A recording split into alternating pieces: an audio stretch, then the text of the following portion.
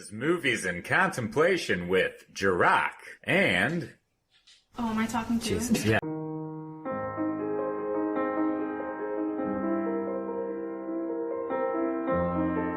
Hello, everybody. Welcome back. You alright, Bibes? Yeah, I'm alright, Bibes. How are you, Alright, Bibes? I'm good, Bibes. Alright, Bibes. We've got ourselves a Cali pick. Yes, we do. All about Eve. Yeah, what's that all about? It's all about Eve, Oh, don't you Jesus, know? Eve. Yes. Eve. Yes. Before we talk all about Eve, Yeah. we've got to talk about the wine. Oh, yes. Five Wise. Five Wise. God. I was hoping for a better choice than this, but there was nothing. Yeah. It was very hard, but I came to Five Wise because there are some very wise characters in this. Yeah. And I believe there are 5 of them. Yeah. We've got Well, we got Margot, Eve, Eve, Karen, Karen, Bill, and Addison. Lloyd gets left out. Lloyd is kind of a bitch. He's a bitch. Sorry, Lloyd, but yeah, you're the odd one out. Yeah, that's it. Let me smell the bottle. Oh, that's a really different taste, actually. I know, that's what Okay, it smells how I thought it smelled. What is it? What? It just smells like cheap wine. It smells like cheap wine. It smells like it. It wasn't that cheap. It's not that cheap. How dare you? No, but it's got that, it's got that Meritage blend. I don't know. It just, this is a different one. This is a... Yeah, there's no aftertaste. Yeah. It's like, It just goes down, and that's it. It doesn't leave anything... Yeah. This is like a perfect example of, would you say like too dry? Maybe. Yeah. Maybe this is like too dry. This might be too dry. Yeah. Or just meh. I think it's just meh. It's just I meh. don't know. I'm over here trying to like defend it, but I don't know. It's I'm not trying horrible. to. No, it's not. But it's, I'm... Have we become this... Have we become... like this snobbish? Well, we did just watch All About Eve. We did watch All About Eve. So Cali, yeah. this is Addison talking. This is Addison I knew he talking. would be your favorite character. Dude, I knew it. Oh my god. Let's move on. Fucking Shere Khan. Yes. Let's move on. Just Shere Khan. Yes. Go. Moving on.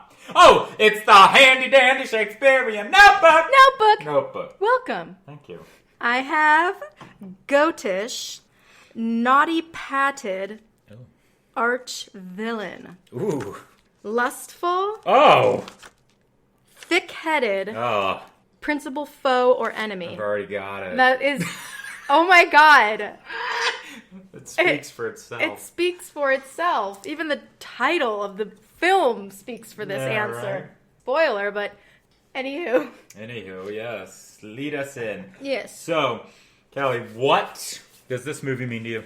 Well, the movie, it means a lot to me, but also it is so critically acclaimed, and it just broke so many wheels. Yeah. Because this was a film, it was written and directed by Joseph Mankiewicz. Yeah.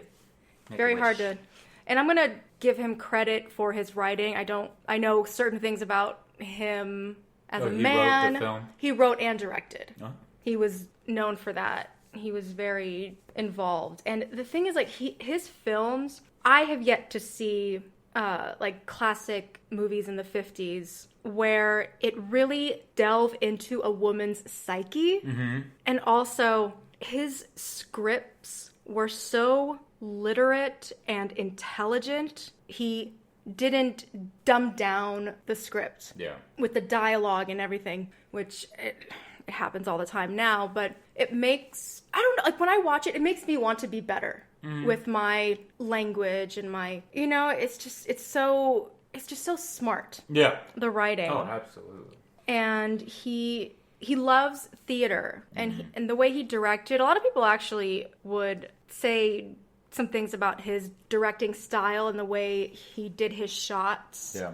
Like the cinematography would be a little questioned. And what I've watched from like documentaries and stuff he really liked to play with lighting and just try something different that you wouldn't suspect. And also, this film, it broke the record for most awards nominated at the Oscars. Oh, wow. The 14. It was nominated for 14 Oscars, and no film has ever beat that until Titanic.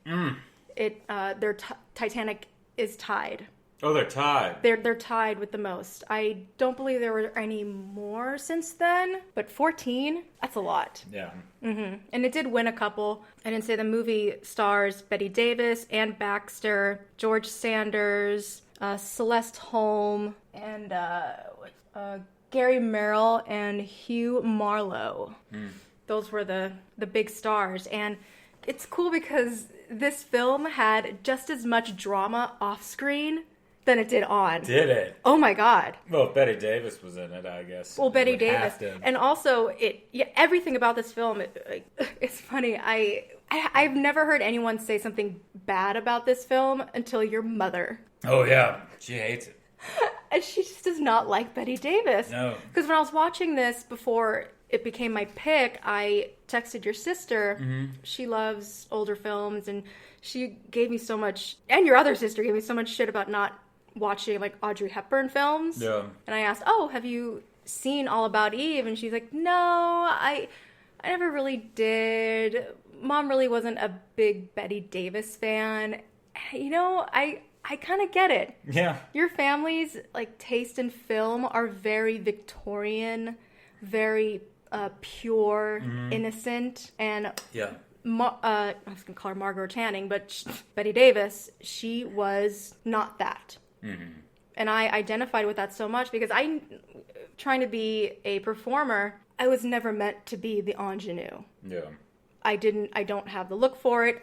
It's just, I can try with all my might, but you can see right through it. Right. It's just the way it is. I accept it. It's fine. Yes. But, yeah, there were some really cool things that, it wasn't cool. There was an on-screen, off-screen love. Bette Davis and her co-star, Gary Merrill, who played Bill, they were dating. Well, they had great chemistry, so yes. I mean, it was like, you know. And it showed, and, yeah. and they ended up getting married, and they were married for a little bit, but it didn't work. There was some little cat feud here and there with Bette Davis and Celeste Holm. There's a scene I want to talk about later, but also like Bette Davis, this film came at the right time for her career. Did it? Yes, because she was Margot Channing. She was in her 40s and not getting the roles that she wanted anymore. She was getting older, and everyone wanted the young, bright new star. And I'm glad that it has changed, but still, there's still some ways to go when it comes to women of a certain age, they call it. Yeah. It's infuriating. And one film that goes opposite was the film that I was watching yesterday, Something's Gotta Give. It was an older man and woman finding romance, finding love. Mm-hmm. And you don't really see that. It's always the young one, the young couple, the young this, the aspiring this. You know? Yeah. It's just, it's ageist. It's infuriating. This movie is ageist. No. Hollywood. Yes. The entertainment industry is ageist, mainly with women. Yeah. Do you agree, disagree? I don't think I really have an opinion on that just yet, or an answer. When it comes, so let's characterize this here. Mm-hmm. So when you say that it's ageist, is it just ageist is it ageist to the point of love relationships, or just that there is not enough leading roles for a older actor or actress? I guess a little bit of both. Just roles were always written for younger people. they always just wanted someone like in their 20s, like barely in their 30s. And so it's like once you reach 40, yeah, go ahead. I'm sorry. No, it's fine. It just went right out the window. Like I don't know where it started. I think in the 70s it started to go away a little bit, and they started to stop looking at ages. Yeah. I think, I don't know, don't quote me on it. Mm-hmm. But we're talking about a time where, yes, they wanted you to be young because the young, you're attractive, smoking cigarettes, da-da-da-da-da. You're in your prime. Right, and then unquote. it started getting to the point where we started to get actors and actresses who were older, but were still... our perfect example would be like Sean Connery, old man who, and again, this is gonna, I already know where you're headed in this because he's a man. He's the man. He's the man. But you got Goldie fucking Hawn. Like, I'm sorry, she's wonderful and an amazing actress. And then it started to be like, yeah, she started writing the supporting role for a while, but then films started to. I mean, shit, she was in Bird on a Wire, and she was in all these other fucking films. And the one we just watched with Steve Martin, House Guest. House Guest, yeah. Yeah. I mean, I don't know. It's like can they move up to that and make more? Yeah. And I think nowadays they're slowly... Like I said, not even nowadays. Well, I think that they're slowly getting there. Yeah, they're writing more roles. Yeah. Because it's also... difficult because especially like now, like watching those movies of people that are in high school, when we were in like middle school, elementary school, we thought they were actual teenagers, but they were not. No, yeah. So I think also pushing to play... See, that annoys me. Yeah, play the age that you are not. I mean, it's fine if you have the look where you can come off whatever age, awesome, good for you, but at the same time, they do that because you have to legally be of a certain age in order to portray the sex. The sex and the scheduling and and all that, yeah. But Betty Davis, coming back to her, this role came about during the same time where she was 40 and she could not get the work that she used to because she's gotten older. And even watching Feud, the show about Betty Davis and Joan Crawford's feud while shooting Whatever Happened to Baby Jane. Mm-hmm. The guy that was I can't remember the guy's name, but he was the owner of like Warner Brothers. He's like, would you want to fuck that? What? Yeah. Oh. Yeah. Would you looking he at said that to who? The director of in the show. I can't say that it was the actual thing that he said, but who's the actor that said it? Oh God, I can't think of his name. Was he in Beethoven? Yes. Okay, I know who you're talking about. I can't think of his name either. Oh God, you know his name. I know. Okay, it's fine. I know it. We gotta move on. Yeah, moving on. We gotta move on. So this film not only was perfect for Betty Davis, but it relaunched her career, which was really great. Mm-hmm. But let's start talking about this film. Yes, dive us in. Yeah, scenes to contemplate. I worked out. So the beginning scene, we really get a introduction to all our characters. Yes. There's a awards ceremony going on, and we hear Addison DeWitt, played by George Sanders, who did win an Oscar for this role. Which he should have. Oh, he did. Yeah, he was my favorite. He was that character you love to hate. Exactly. Yes. Yeah, he's so good. And he's in... so good. Yes. Until I had no idea that he was the voice of Shere Khan in Jungle Book. Yeah, it was Shere Khan. I was like listening to his voice throughout the film, and I was like, I fucking heard this motherfucker. I can't say that I've seen him in anything, but I've heard this voice. I know this voice. Mm-hmm. And sure the fucking up. It's me, Shere Khan. Yeah, and just the way he talks. Mad cop. I think, and also other people believed that the character of Addison was based off the writer and director. Really? Yeah, there was so much underscored like humor in this film, and the dialogue, the writing, it was so smart. Like I still to this day I can watch this movie and still learn something that I missed because these characters talk so intelligent that it makes me feel dumb. They're so intelligent, but they all have different voices, which is wonderful. Yes, absolutely. Every character has their own voice. Yeah, and right off the bat, you get Addison's character because he even it calls the audience, dumb. Like, I know you don't know what this award ceremony is, so I just know you're not gonna know because I know you're from some small bumpkin town farm place. But there is an award being given out to a young lady, Eve. Yes, let's talk all about Eve. And it starts from this movie. Basically, it starts from the end, and then it jumps to the beginning. Bette Davis, Margot Channing, is starring in a play on Broadway, and this very young, angelic, bright-eyed, but also they tried to make her look mousy girl was seeing like every performance, every matinee. Mm-hmm. And Karen, who is... Okay, so Margot Channing is the actress. Right. Karen Richards, she is the wife of Lloyd Richards. Who is the playwright. And she even says right off the bat, like, I am only a theater person by marriage. Yeah. Like, I know nothing about theater. I'm just a wife. And that's something like Addison would say. He'd be like, I grew up in this. Yes.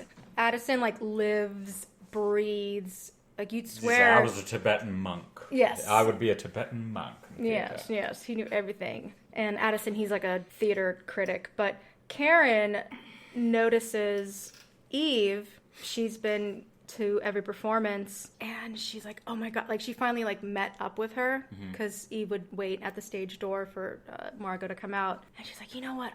I think you need to go meet Margot. And, of course, Eve's like... Oh, no, I couldn't. Oh, no, I don't know what I would say. I would just... Yeah. No, I think she would love it. And we get a good rundown and also very true to life how Bette Davis was backstage. She kind of was known for being like a diva, very demanding. And also, this was like the first script that Bette Davis had no notes. She would rewrite shit. She would cut things out. She would say, these are my notes. This is what I think I need to be doing. Oh, wow. So she actually did do that, because I know she did that in the movie. Yes. Or she talked about doing it in the movie. Yes. She talked about it. She did, yes. But Bette Davis, not a scratch, nothing. Because to show they really wrote this for her then. And also, this film, it's number 5 for best written screenplay. Oh. Yeah, I think Casablanca might be first. So Casablanca, Gone with the Wind, are like in there.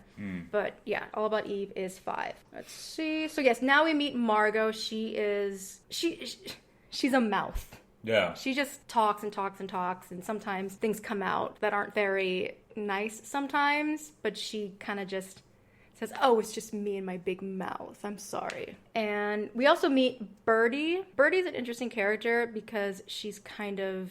Like, you were into Birdie.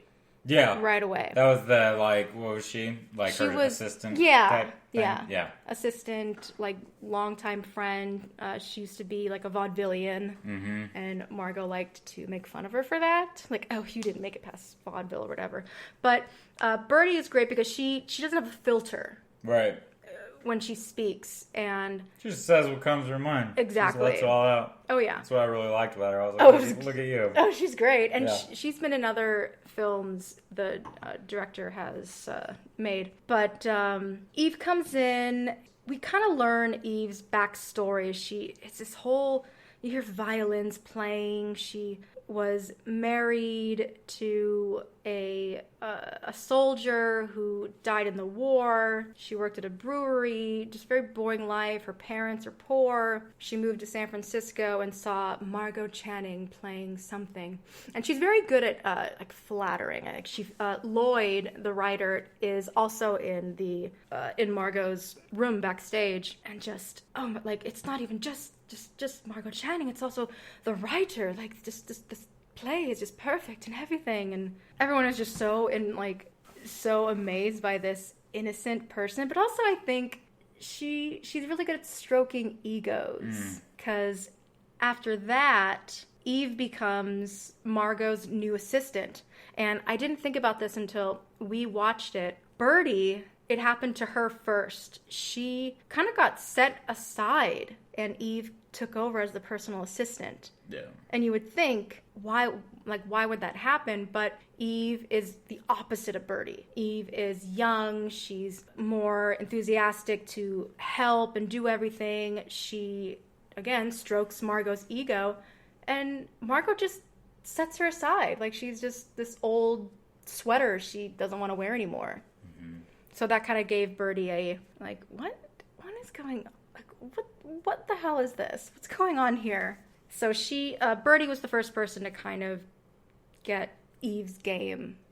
Oh, yeah, she got it right away. Yeah. And that was, like, the main thing that I loved about it, because I was sitting there like, does nobody see where this is fucking going? But Birdie did. And I was like, okay, thank you. At least somebody isn't blind, you know? Mm-hmm. And, yeah, we also do meet Bill, who is the director of the play.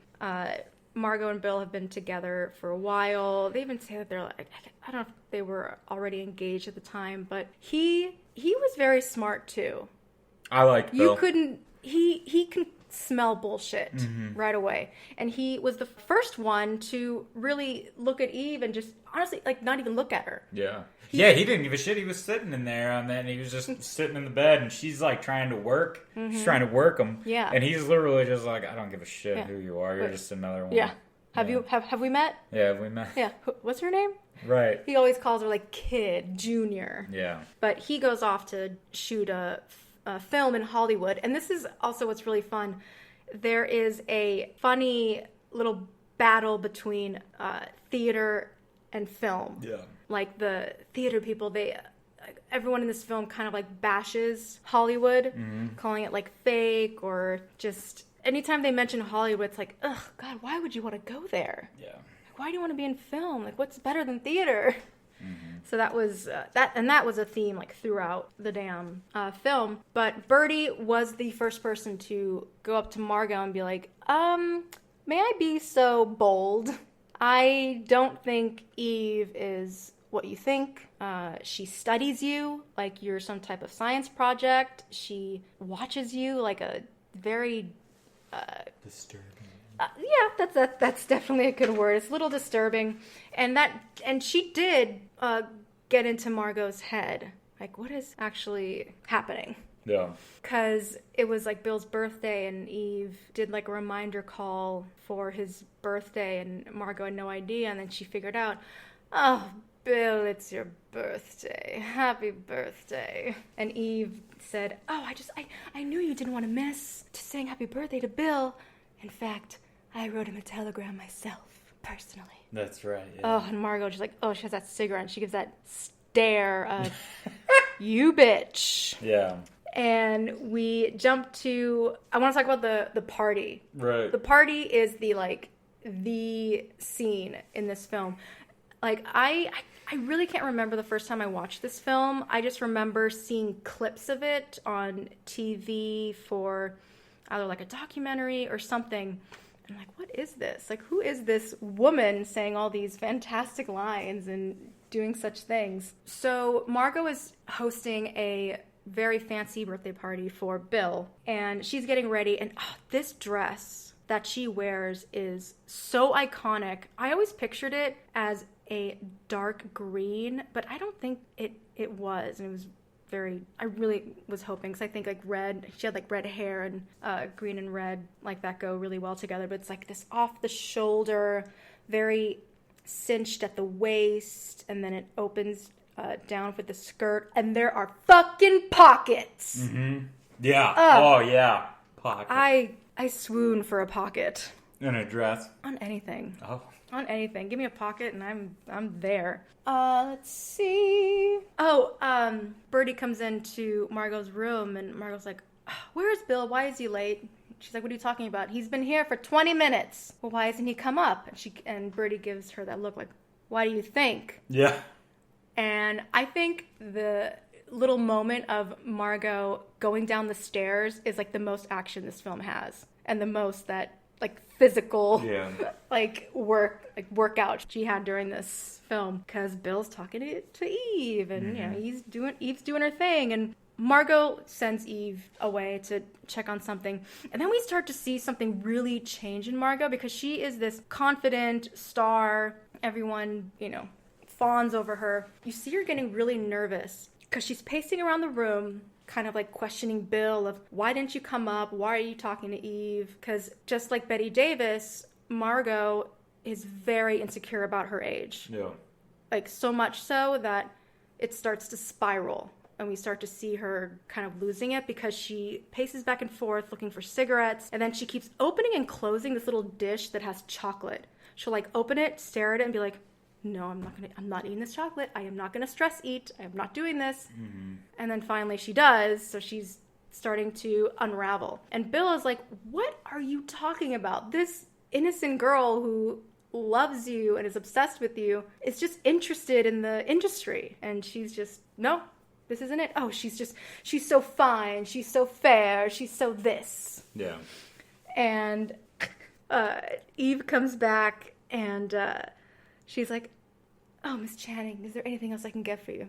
Yes, Eve, I'll have a martini, very dry. And Bill's like, oh, I'll get it. Eve, would you like anything? And Margot goes, a milkshake? Yeah. A milkshake. They keep calling her like a kid, but she's really like in her early 20s. She's 22. Yeah, like 22, 24. Yeah. And then she orders a dry martini. Yes. The exact same. A martini. Very dry, please. Yeah. That ain't a fucking hint. Yeah. Oh, and I didn't mention that this script was influenced by an article written in Cosmopolitan magazine. Oh. That there was her name wasn't Eve, but there was a situation with an actress and a fan trying to claw her way up the top. Yeah. Let's see, where do I want to go? Oh, this is when we physically meet Addison. Yeah. And he walks in with none other than Marilyn Monroe. Marilyn Monroe. Very young Marilyn. This was one of... attractive as ever. Oh my God. Gorgina. Yes. This is one of her first films, and she plays the perfect dumb, blonde, wannabe actress. Yeah. And Addison treats her just as so. I know. Oh my God. The producer of all the plays, Max Fabian, he's kind of around. He's not really like a huge character, but he's just kind of there. Yeah. As like an older, just like, oh, he always has some type of like chest problems or stress going on. And he's like got ulcers. All the time. I'm a dying man. I'm a dying. And Addison goes to Ms. Caswell. That was Marilyn's. She doesn't even get a first name. It's Ms. Caswell. Ms. Caswell. Addison says, she studied at the dramatic arts of the Copacabana. He is just so smart at cutting down these and putting in these little digs everywhere. And it's so quick and fast, you'll miss it. Yeah. I don't care how smart you are. He just... Talk about quick wit. Quick wit, for sure. Yeah. He says to Marilyn, you see that man over there? That's Max Fabian. And she says, why do they always look like unhappy rabbits? Because that's what they are. Now go make them happy. And then her eyes. Ooh. Oh, ladies. If you ever... That's the thing about nowadays. And we talked about this. Mm-hmm. We talked about this. Nowadays, it's all about what can I reveal from my body? What can I, show you and, all of this shit. Show some skin. Back then, they were covered up. They had all kinds of shit. And you know what? Every woman in this fucking film, Ann Baxter, fucking Marilyn, they were so goddamn sexy. Mm-hmm. And all it was their fucking face. It was their eyes. Thank you. I was literally like... You're at half a lift. I was at half a say. Fucking lift. They almost had me at full salute. Salute me. I was literally like, man, god damn it, why can't women do that nowadays? Well, well, you do, for me. Oh, thank you. I do want to say that I don't... I want to go on the record and say there's nothing wrong with showing skin. No. Yeah. I'm not saying that at Yeah. all. I'm saying, but that is what is expected all the time now. Yes. That is yes. what is expected. It is expected to wear a see-through gown. It is expected to have your fucking stomach out or any kind of shit showing, your ass half out. It's expected. It's not, nowadays it's not, well, let's just let the actress be the fucking actress. Yeah. And or the fucking actor be the actor. Yeah. Men gotta have their shirts off all the fucking time now and show their goddamn muscles. Women have to be fucking topless or, I don't know. Yeah. But it's just like, no, why can't we do shit like Marilyn where, she could have her dress on and I'd be done. Yeah. I'd be, Well, still to this day, she is considered the sex symbol of the world. Rightfully so. Rightfully so. She is still and also she was a size 14. Granted, I know dress size, pant size, whatever have changed throughout the years, but she was not a skinny mini. No, she was not, and that is why I think a lot of men, She was thick, including myself, thick and juicy. love her.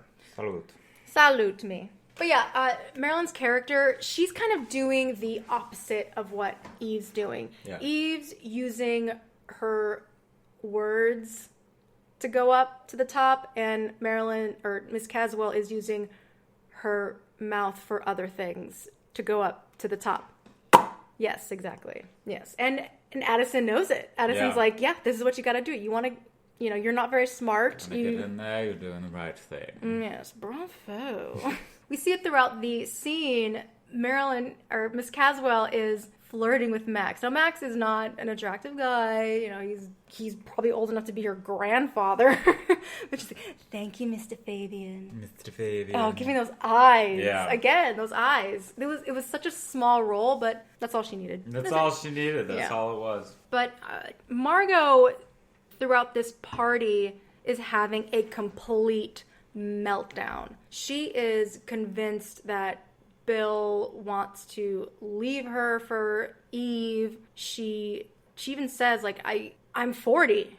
I am 40. 4-0. And I'm playing a 20-something-year-old this and that. And no matter how much people will say, Margot, you're fine, you're timeless, you're this or that. And she's like, no, this is a fact, this is a real thing. I'm not sure if I can keep playing all these roles. And Bill is 32. He looks 32, and he will look 32 10 years from now. Mm-hmm. Yeah, and she just gets completely sloshed. And this is where we get the iconic line, fasten your seatbelt. It's gonna be a bumpy night. Yeah. Oh. So everyone they try to say nice things to Margot to try to calm her down, but at this point, later throughout the party, she just gets more and more insulting. She's lashing out at people, and everyone's just kind of over it. Yeah.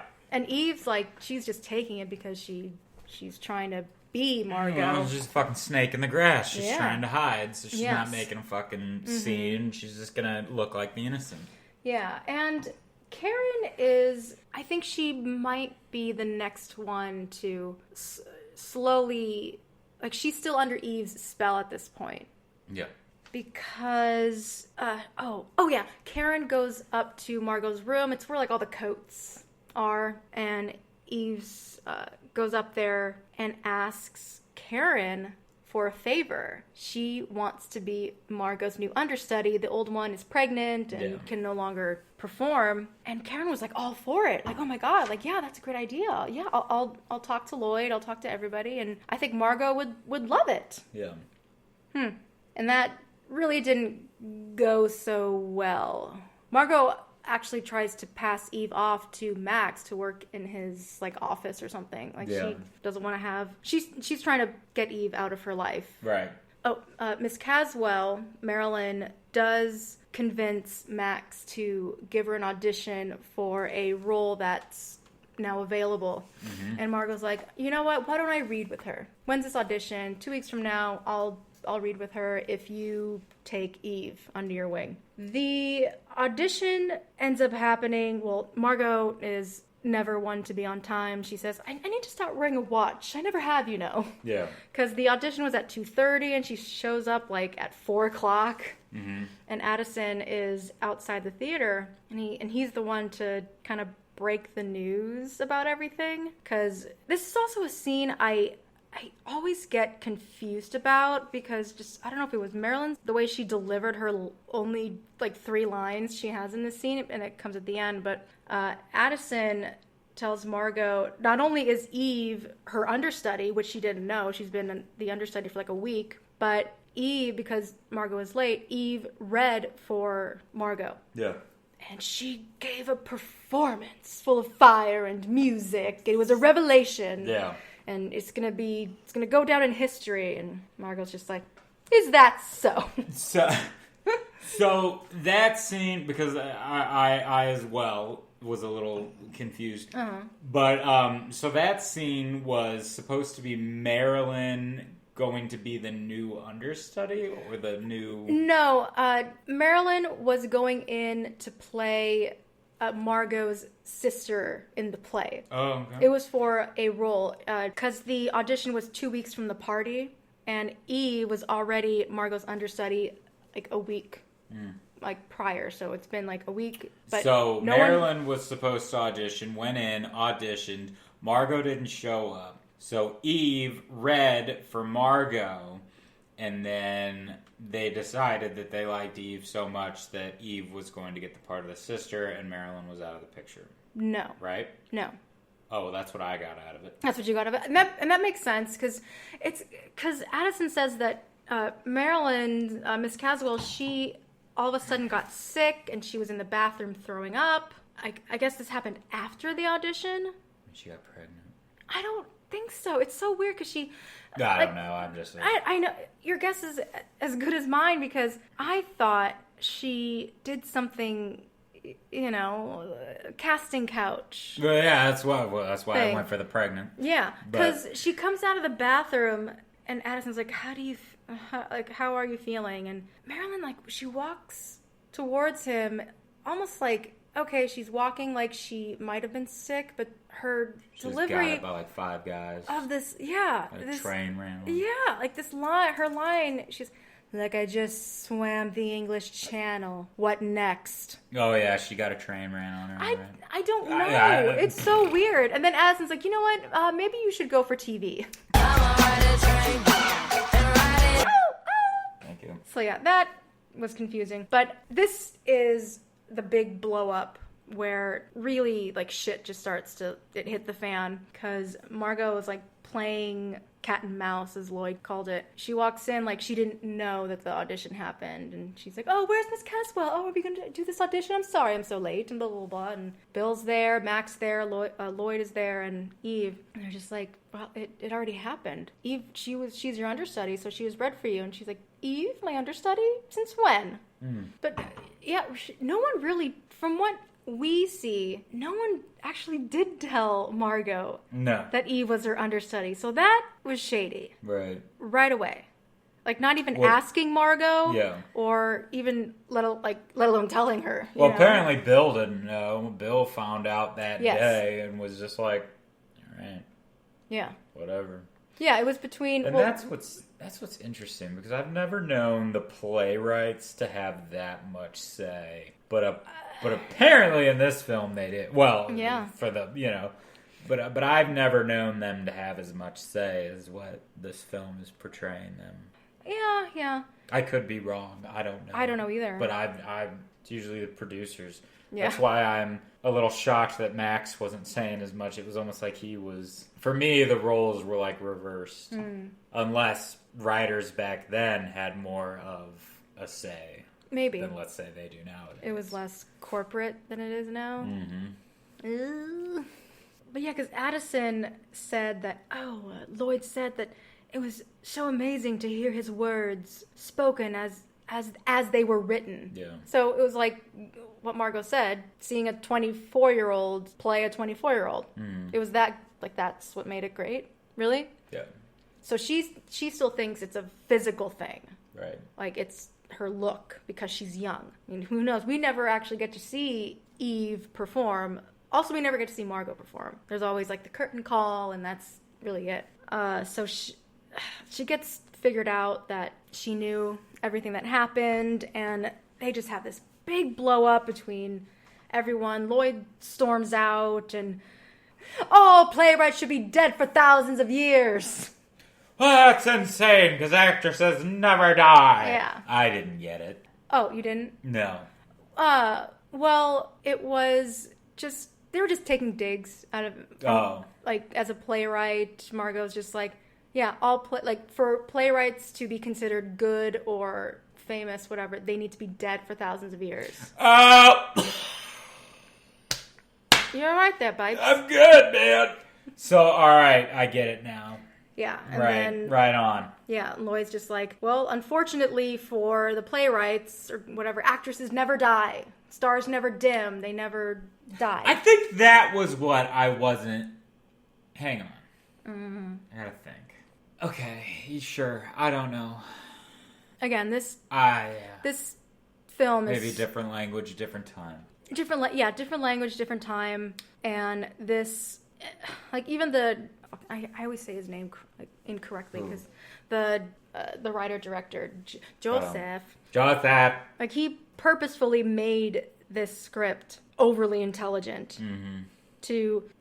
someone said in a... Like, behind the scenes... Wrong script for me, then. Behind the scenes... But I think once you watch it more than once, or even, like, read it, you will get it. Like, yeah. It also, his directing, too, was... Mm-hmm. Who knows if they got if the actors and actresses got it, because someone I don't know if it was one of his sons or someone he used to work with said, like, he did this on purpose for the audience to come up to his level. Like, he doesn't want to bring them down by making everything spoon-fed. And you see, I really do appreciate that, though. I do too. I really do, because I love that. Yeah, I feel like it makes me smarter. Yeah, exactly. That type of writing has real, like, staying power and real... It never dies. Yeah. Take a fucking note. Yeah, take note. Hollywood. Please. Yeah. So after the blow up, Karen has this idea, and it's really strange because it's hard to tell her, like, true intent for this, because Lloyd storms in and is like, oh, you know, what of all this, I'm had it up to here, and blah, blah, blah, with Margot and her diva, how insulting she is. And there's Karen, well, I didn't mention Bill and Margot did have a falling out. Yeah. Because Bill, like, even during the whole confrontation between Margot and Lloyd, like, you saw, he, like, just sits on the fake bed on the stage. It's just like, I am not getting in the middle of this. That's what I loved this about him. Pointless, yeah. And then when she was done and she came up and was deciding, he was literally just like, all right, whatever. Yeah, what do you want me to say? Yeah, what do you want me to say? I'm smoking a cigarette. Yeah, yep. All right. And we do see a vulnerable part, or side of Margot, because she's strong, just hitting. And once Bill left, she starts to, like, bawl and cry. Yeah. But Karen has this idea, and she even tells Eve, because they're... Karen, Lloyd, Bill, and Margot are supposed to have a weekend in the country. All these weekend in the countries happening with these films that we contemplate. But Karen has this idea to make it so Margot doesn't make it to her performance. Yeah. And Eve gets to go on. That's fucked up. Yeah. So... Because Karen, she's, like, kind of one of the narrators. Addison is, and so is Karen. And she's just like, it's just something for a laugh. And Margot does kind of deserve what I'm gonna give to her. And it's like, I don't know if she was trying to convince us or convince herself that it was just a prank. Oh, Margot would laugh with us. Huh? Probably both. Yeah. Probably a little bit of both. Yeah. Because what she does is they drove, because they got to take the train upstate New York, and they drive to wherever the hell they go.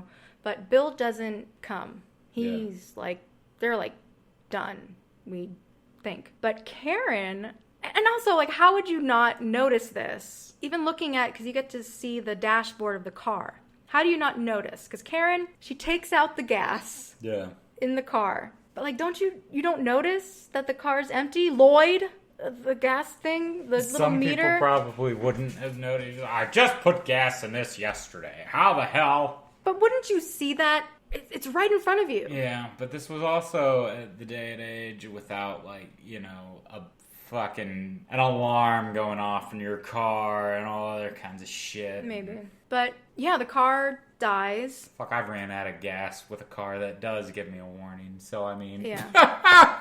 That's only happened to me once. Yeah. One time, and my grandmother was the one to save me. It happened to me one time. Let me tell you, after that, I always fill up at quarter of a tank. Every time I get to a quarter of a tank, that's what my grandmother always says. I fill that bitch up because of that. It used to make me mad. I will never, ever, ever, ever, ever go under a quarter of a tank again. Because my experience of running out of gas, I was young. I was in my Camaro. I ran out of gas in like the middle of the road in this random. And I probably shouldn't have done this, but I did. This random guy in a fucking sketchy truck comes out of nowhere and goes, "Hey, you're all right?" I was like, "I ran out of gas." He goes, "Hop in." And I was like, I probably shouldn't fucking do this. Well, I did. I got in his fucking truck, but I had my blade on me, so I was I think I'll be alright. So I've got my fucking blade in my pocket. But anyway, he takes me to the fucking quick trip up the street, takes me back. He fucking buys me, he fucking gives me a gas can and just lets me keep it. And at that moment, I was like, wow. Aww. Fucking, you're really nice. Thank you. I mean, I bought my own gas, but he gave me the gas can. That's really... And let me keep it. And I was like... That's great. All right, man. So, yeah, it was really nice. Like, I was, like, sitting there like, I probably shouldn't do this. Like, why am I doing this? But at the end of the day, I turned out all right. You did. Yep, you are still here. Yeah, so... We do get a moment... Because Lloyd goes to try to find something or someone so he can call for help or whatever. And Margot, she apologizes for how she... has been with everyone. It's all her insecurities about her age and her, not just her career, but her life. She has the fame, the fortune, all that, but she is still lonely. Yeah. And she's afraid to not only lose that, but she's afraid that she's going to be alone, but her insecurities just get the best of her, that she still will not kind of, I don't want to say give in, because, this is the time when being married was really a bigger accomplishment than it is now. It's really, women didn't have that much back then. But she admits that she's lonely. She doesn't want to be at the dinner table alone or turning over on her bed and no one's there. And you see Karen just start to break down because she is like, oh my God, what the fuck did I just do? I totally just fucked over my best friend over something so silly and just really not that big of a deal. And she even, the way she apologizes is just like, oh Margot, I am so sorry. Yeah. And then Margot even says, oh, it's not your fault. It's not like you took the gas out of the car yourself. Her face, she was like, she just buries like, into the... she turtles. She goes like into her shell. But Eve, Addison comes back as a narrator and she gives an amazing performance. And it just so happened that he was there and every paper in New York was there to see Eve's performance. And Addison goes to the dressing room to see Eve. And this is when we start to see the real Eve. Yeah. She jumps out. Right. And then she jumps back in. Yeah. Jumps out on Bill. Yes, she pounces on Bill. Yeah. I'll be whatever you want me to be. He's like, you got on an awful lot. You got on a lot of makeup.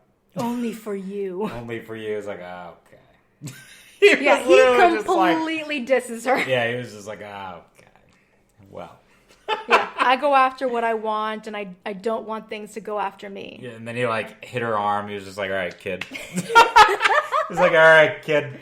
And he just walks off. Good luck. Yeah. And she like rips her wig off and just starts to like tear it apart. Oh, having a little temper tantrum. Fucking Addison. Excuse me, may I come in? Oh, yes. And this is when... Addison. Oh. Addison. She jumps. Goes right out again. The whore jumped out. Yeah. And then it jumped back in. If you don't get that reference, it's Monique in Charm School. The whole jumped out. Yes. The whore, it jumped out. And then it jumped back in. Jumped back in. So yeah, she tries to... it's like she finds another step on her ladder to climb in Addison. Because she even does that little seductive thing where she goes into the bathroom and he tries to like... She's getting dressed. Yeah, he tries to like question her. Like, oh yes, you first saw in San Francisco, the Schubert Theater, was it? Yeah. Yes, the Schubert. And yes, I heard your story. Oh, terrible about your husband. What was his name again? Eddie. What was his last name? She comes out. She's all naked, but she has like her towel like covering her. I'm about to get into the shower, so I won't be able to hear you. Oh. And God love Addison. God love Addison. God love Addison. We'll find out why more later. Yeah. But God love him, because he's just like... Yeah, because he knows the game. Yes, and he's not very well liked by anybody. Yeah. He's very important. Does Margot call him Rasputin? Rasputin, yeah! Oh, God, here comes Rasputin. Addison, I clearly remembered scratching you off the guest list. Well, you know me, I found my way in. So, Addison writes this article about Eve and this whole thing pretty much dissing Margot and actresses everywhere, saying, oh, maybe it's time for actresses to actually play their age. And how amazing and how Eve's performance was. And Bill comes back. He's thinking he's back. He's thinking he's back. Like, not even questioning like anything. He just like comes in. He's like, I ran all the way here as soon as I read that horrible article. Yeah. Takes Margot in, and Margot, she's finally like showing vulnerability to others. And Karen, she's even just like, oh my God, this is terrible. How? Ooh. I'm like, oh, come on, girl. You are just as guilty. Yeah, it's your fault, bitch. Yeah, bitch. Fucking Karens. Fucking Karens. Fucking Karens. Right? Oh my God, I totally forgot to like even think about that. Yeah. Karen. Yeah. Gotcha, bitch. She's a Karen. Karen. She is a Karen. And a man named Brady. Yeah. Another thing that is really great, and also like with other old films too, because there were rules with nudity and talking of sex. I mean, hell, married couples in film and television weren't allowed to sleep in the same bed. They had to sleep in separate twin beds. You couldn't even show a toilet. Like, ooh, God forbid. But it also was a lovely gift to writers who can throw in those jokes and innuendos talking about sex and infidelity and things like that. Because Karen does have a really, really good line. Let's see, when did this... Okay, so Lloyd, he is, like we were saying earlier, he is just the last to leave the bus. Yeah. He is still so naive to Eve. He's just dumb, dude. Yeah. Lloyd was just dumb. Yeah, and he even just alludes to the fact that he went to see Eve because Eve's been... she feels so bad about this article, and she was just crying to him, and Karen's just like, you don't say. Yeah. I was burping while I was saying say. That was really, excuse me. You don't so. And the argument starts to get a little more heated, and Lloyd is just like, Eve, she's an innocent bystander to all this. She had nothing to do with it, and she was begging me for forgiveness, and Karen says, on her knees, no doubt. Come on. Oh, yeah. Yes. But they do get a call from Margot to meet for lunch or dinner or whatever. Because Margot and Bill, they're finally going to do it. They're finally going to get married. It's a happy occasion. They're drinking champagne. They... At an expensive restaurant. I can't remember. Like the Cubby or the Cubby something.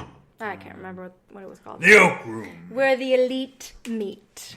But everyone except for Lloyd is like so over Eve. Even Margot's like, I'm so done talking about Eve. Can we just not? Can that be a wedding present to me, please? Oh. Do not talk about Eve. Groom. Oh, that's so cute. I know. Oh, groom. Groom, Yeah, I want a wedding present. But Karen gets a note passed to her to meet Eve into the ladies' room. And she reads it aloud, and Margot's like, you know what? I'm actually really interested what she has to say. So Karen meets Eve, and Eve puts on this performance with tears, and I love that the bathroom had a waiting room. There were couches, Mm-hmm. there were chairs, there was like a fucking waiting room in the bathroom. I've seen bathrooms like that. I never have. Not like fancy ones like that, but at like a Macy's, if you go to like a Macy's bathroom, there is like a little room that has like chairs and couches and stuff. In the bathroom. Well, it's like a different room. Oh. Like there's that, I guess call it a waiting room, and then the bathroom. I think because like families go shopping, so it's a place to drop the kids off or something. I don't know. Yeah. Whatever. I don't know. But Eve puts on this amazing performance. Like, I miss my friends. I miss you, and you were my friend. Addison's not my friend. I'm just some thing to put in his articles and his blah, blah, blah, blah. And Karen's just like, don't beat yourself over it. You'll get over it. You actors always get over whatever. You can get over anything. Yeah. But if you don't believe it, if there's anything I can do, Eve grabs Karen's hand and says, yes, now that you mention it, there is something. Lloyd's been writing a play. I can't remember what the name is. Footsteps on the Ceiling, I think. And the lead is a woman in her 20s named Cora. And Margot was already supposed to play the part, but Eve says to Karen, you are going to tell Lloyd that I'm going to play this part. Because Lloyd, even while Karen and Lloyd were fighting, he even kind of mentioned Eve talking about the play and all that. He's like, oh, and Karen's like, oh, I guess she told you that she wanted to play Cora. She's like, well, she didn't really bring it up, but it was my idea. Idiot. Yeah. Idiot! And Karen's like, there is no way I am going to do that. Like, ever. Ever, ever, ever, ever. Yeah. But Eve, what's it called? Blackmail? Blackmail. Because she said, well, I'm pretty sure that Margot won't like knowing that it was you that made Margot miss her performance and got me on stage, and I'll tell Addison, it'll be all over the papers, and you're fucked. Yeah. So Karen comes back, and everyone's like, oh, what did she say? Nothing really. Whatever. But luck was on her side, because Margot was like telling Lloyd, you know what? I know you wanted me to play Cora, but it's just not me anymore. I'm not that age. I got something to live for. I'm going to be married. I'll tour with this play right now that I'm in, if you like, but it's just not me. And there's a funny behind-the-scenes thing that Celeste Holm, that plays Karen, because from what we hear, Bette Davis was kind of a bitch to Celeste, and she was talking about this scene, because after Margot says all this, like, I don't want to play Cora, give it to somebody else, so Karen's off the hook, and Karen starts to laugh, and you look at Margot's face, she was Bette Davis, because she gave her this look of like, what the hell? Because after they went cut, Celeste was like, after that, Bette Davis came to me and she said, how did you do that? She's like, what? How could you laugh like that on cue? She's like, I don't know. I just can. And Bette Davis was clearly bothered by it. And the director is like, can we do that one more time? And she's like, absolutely. And she even does it for the interview. She just because Bette Davis, she says, I can't do that. Sounds like such a pain in the ass to work with. I am telling you. Yeah. That's the one thing about being an actor, though, man, is that you've got all these different people. It's just hard to work with some. I never understood that. I've had a lot of scene partners that have been really difficult to work with, and I was always like, man. And I always got stuck with them. I was just like... Yeah, that's so unfortunate. I know, and I was just like, I never got to, like, move away from certain things. And I was like, why? Why am I here again? Why do you keep fucking putting me? Yeah. I don't recall really scene partners either. I mean, it was school. Like, it was just so hard to get, people to rehearse. Yeah. They never wanted to rehearse. They just wanted to do it of the day. Like, what the fuck Yeah. do you think is going to happen if we don't rehearse and just to do it in front of everybody, teachers, and be graded? Like, do you think this happens in the real world? Yeah. Well, a lot of people that we went to fucking school with, let's drink and let's, don't give a shit about it. Yeah, drink before class and during class. Jesus. There you go. God love them. You know you are. Oh, to be young. I love some of the people that did that. It was some of the best friends of mine. It was fun. It was funny to watch, but I felt so bad for our teachers because they knew. They knew. Oh, they fucking We were knew. even recently told that they knew. Yeah, they do. Yeah, yeah. And I remember one of our teachers, he, rightfully so, had an outburst on a student because they didn't do the work. Mm-hmm. And our teacher was so frustrated that he just went off. Yeah. And if I remember correctly, that student complained. Really? Yeah. And then our teacher had to sit down and be like, well, I was told that what I did was not right. Like, you can tell, like, he's doing it because he had to, but deep down, he was right. And I was completely on his side. Yeah. Because... Was this during your class? Mm-hmm. Oh, shit. Yep. Because, like, I got it. It was... Because it frustrated me. Yeah. Because, I was young when I first went to school. I was kind of like that, where I really didn't do much of the work and all that. So I really couldn't get, like, so frustrated. But also, like, I felt... it was a waste of my time and my money. Yeah. Like, why are you here? That's how I felt the same fucking way. Yeah. But those are the people that mommy and daddy probably, I don't know. I could be wrong. But I can only say from experience, these are the people that have never struggled with money financially or anything. Because I was there spending money on a very expensive school. And it was like, on weekdays... it's all about fucking school. Yeah. It's all about getting fucking sleep. It's all about getting to class on time. And you were a good balance. I did like to have fun. I went out. Yeah, you had. Yeah, we all had fun. I went to gay clubs. You went to all the clubs and all the bars, and you tried to pull parking meters out of the concrete. Oh yeah. Wee! Oh man. Like, there's I know I've said it before, but there are times like me and my good friend, we sometimes would ask ourselves, how are we alive when we were in New York? We were so dumb. Yeah. But I'm glad it happened because it made me grow, and I ended up becoming the student I always wanted to be. So I'm proud of that. Anywho. Yes, back to it. Back to it. So, before we leave this scene, Margot does a funny moment because Addison is with Eve at that restaurant that she blackmailed Karen. Addison stands up and tries to, like, cheers everyone at Margot's table. Mm-hmm. And Margot grabs, I don't know if it was a breadstick or a piece of celery. I thought it was a celery stick. Yeah.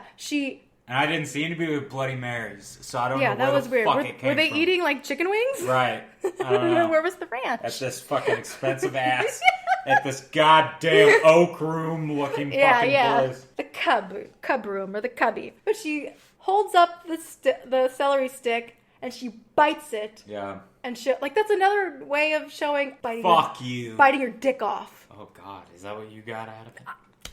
How could you not? I don't know. I didn't get... Well, because Bill did it! So why would Bill bite a dick? Bill said, why do you have to take it out on me? But then he picks up... He just ends up joining her. So she bit Bill's dick? No, it's supposed to be Addison. So she bites Addison's dick, and then Bill goes, why'd you take it out on me? Why would you say that, because Bill? They're married, I guess, and now they... and now she bites his dick because Addison pissed him off? Sure. And then in return, Bill has to bite Addison's dick, so he bites into his celery stick and just stares at Bill and is just like, huh. And then there's fucking Lloyd over there with his thumb in his ass, not knowing what's right from left. Fucking Lloyd. Oh, there was something else. I was watching this guy. Talk to me. He reviews films, and it's the most adorable channel ever. It's called Bitter Old Queen. reviews movies, and I watched his All About Eve, and he brought up that Eve was supposedly like one of the first lesbian characters on film. Because there's a moment where this young lady who's supposed to like live in Eve's building or whatever calls Lloyd and says, "Oh, she's crying, she's hysterical, and blah, blah, blah, and all this." And she hangs up the phone. Eve is right by the stairs. The chick walks over to Eve, gives her the thumbs up, and then they walk up the stairs kind of holding each other, like waist by waist, like hip to hip or whatever. Mm-hmm. But supposedly that was the only way they could show that Eve actually was gay. So Eve was gay? I don't know. It's such a small little thing, but now that the idea has come to me, like it's been shown, I can kind of maybe see it. I don't know, like just watching the moment. Is she gay or bi? Because why would she? Well, I guess it's obvious. Because she's trying to climb. There you go. She was a fucking gold digger. Right? She's trying to climb up the ladder. But at the end of the day, that's just a small thing. I don't know. Climb. If anyone's ever seen this and knew of it or ever got that, tell me what you think, because that's only been brought up once in all the shit that I watched for this film. So Eve gets to play Cora. Bill, he didn't want to direct, but he ended up doing it. Bill and Lloyd were fighting over staging, and again, like you were saying, how like why the playwright has such say yeah, it makes no sense. Makes no sense. Yeah. They write the bitch. Yeah. At the end of the day, they're not. It would be the producers, in my experience. Unless like the producers always have the last say. Yeah. I don't know, maybe. Well, they're the ones with the fucking money most of the time. Exactly. And so it's like infuriating. You do what the money wants. Yeah. So it's opening night. I can't remember where they are, but just like all Broadway shows, they preview it out of town or somewhere else. And Addison goes there, and this is the moment you first came in while I was originally watching it, and you thought that I've never watched it. Yes. You've never seen it. I can't remember what I said. I do. Okay, good, because I don't. Okay. How should we do this? You do it. Okay. However you want, because I don't remember. So Addison goes up to Eve's room with her, and Eve... So he goes upstairs, and then she starts to try to talk to Addison, and she's all saying, I'm in love with Lloyd, and Lloyd's in love with me. Yeah. And Lloyd wants to be with me, and da-da-da-da-da. He's going to divorce Karen, and he couldn't go on with the show until I agreed to marry him. Right. Just some batshit stuff. And you can see Addison's face. He is just not buying it. Yeah, and he's just like, well, let me tell you. Yeah, because Addison may be a lot of things, but... He's not as heartless as he's not as heartless, than you would think. He has some type of moral code, or just because he says it a bunch of times that he and Eve are the same, like repeatedly, but he's not vicious like her, like not because he says like, oh, killer to killer. Yeah. Oh, did I say killer? I meant champion. Champion to champ. Because he finally says, from this moment, you're going to belong to me. Right. Because I know something or whatever. Because he's like, here's what's going to happen. You are not going to marry Lloyd, and this is not going to happen. And Eve tries to pull a diva move and saying, get out. I don't know what are you telling me? What is this? This is so medieval. Belong to you. Yeah. And she laughs at him. Oh, yeah. And then he slaps her in the fucking face. Yeah. And this is when you see a very powerful, but I think vulnerable moment for Addison. Like, he definitely was bullied. I truly believe that he is also gay. Yeah. Oh, and got bullied a lot for it. And I don't know, maybe he also wanted to be an actor, but became a critic instead, or something like that. There you go. There is something. Dig in. Like, because he said to me, you can laugh at anyone else, I do not care, but what you will not do is laugh at me. Yeah, I love it. Because this is when you were like, what? Because you also mentioned his voice of Shere Khan, and you're just like, what is going on here? Like, Addison calls out Eve. She's never been to San Francisco. There's no Schubert Theater in San Francisco. She's never even been married. You're insulting men who served and the women who loved them, which was a really great nod to that. Yes. You know, widows who've lost men from war. Oh, I believe she did work at a brewery, but I think she had something with the president of the brewery and the wife. owner or something. Yeah, the owner. She had a thing. Yeah, the wife found out, and Eve pretty much got paid $500 to leave the state and move to New York. A lot of money back then. It was a lot of money back then. A lot I of mean, fucking shit, money I get back out of then. town for that. Yeah. And Eve was just like, oh, no. He's digging in. He's all like, your real name is not Eve. Yes, what of it? Whatever. Da, da, da, da. Yeah, well, I thought he was, now that I'm remembering off of my medication, You thought he was like... I thought he was like a fucking private gangster eye. or something, or a private eye. I thought he was something. I was like, bro, what? I was like, he just dug up all this shit on her. Because the way he was performing, you were talking about his presence and the way he stands. It was very like, commanding and very alpha. Yeah. Yeah. And he was just like, hang up that phone. Don't even touch it. And I was just like, what is happening? We got this, like, fucking gangster shit going on. And he's, like, hitting the shit hard. And he slaps, like, bro. I was losing it. Yeah, and you finally got interested. Yeah, and I was like, all right, I really want to watch. I would love to watch this now. And you were like, you are so off. Totally off. I mean, if you watch that scene, though, you're not going to go, oh, yeah, he's a fucking theater critic. No. Like, you're really not. That, you know, God love fucking George Sanders for it, because that was just his presence. This was his Oscar-winning, like, moment. Yeah, I was like, bro. Yeah. Hit me. Like, that was, like, one of the many powerful scenes in this film, because she's like, fuck, the curtain's been pulled. Yeah. The wizard is not a magician or whatever. Right. But the thing is, like, I still kind of wonder, like, what did Addison want out of Eve? Like, you belong to me, like, you're gonna do what I say, like, what? Well, what do you think? So I like your take on that he was gay, because it makes it more interesting for me, because I'm like looking at it and I'm like, that's fucking interesting. Because he says, but when he says this shit like, I own you and you're mine now and da da da da da, she made that joke like, oh, I'd be with you. Oh, you think by any I would touch you? Right. I don't know that. I don't know. Oh. But I mean, but if you look at it, like, she's his story. She's becoming hot shit. She is hot shit. She's something he can write about all the time. Like, maybe that's what makes it, you're mine now. You do what I say.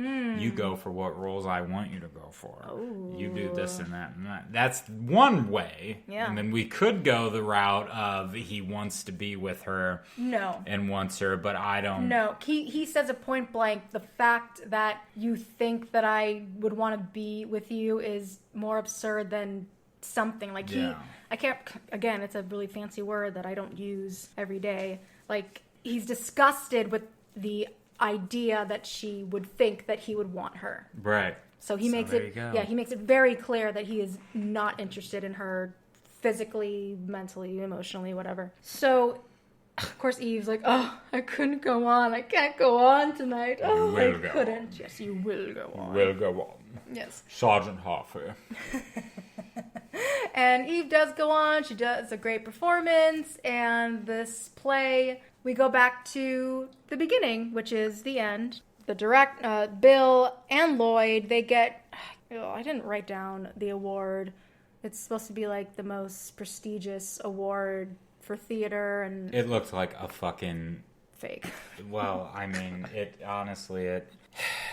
looks like a dispensary or whatever you call it. You put the ash, an urn. Looked like an urn. Oh, yeah. It looked like an urn. It just looked like a circle jerk to me, where everyone can just stroke each other's cock and tell them how great they are. Throw a quarter in. Yeah. Whoever hits the quarter first wins.